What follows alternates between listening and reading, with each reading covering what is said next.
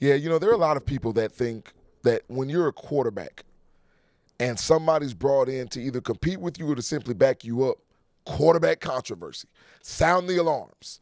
Somebody needs to be worried about their job. I can't believe that this team just drafted a quarterback in the first round and they already have a guy that just won the MVP. I can't believe that they just drafted this quarterback 2 years ago and now they brought somebody in. I can't believe that they took a quarterback in the first round and took a quarterback in the same draft in the third or fourth round. Guys, ladies, let me tell you something.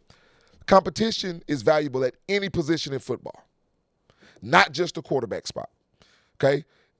There's no controversy just because you're looking at a competition at quarterback. So you mean to tell me the Atlanta Falcons right now are not in a more advantageous situation by bringing in Tua Tagovailoa? Of course they are. Of course they're in a better situation. Of course, because if you have Michael Penix Jr., who's dealt with injuries, and Tua, who's dealt with injuries, but you've got Tua on a league veteran minimum. That is what you want. You get them at a great value. So you mean to tell me if something happens to a starting quarterback, you don't want a viable option?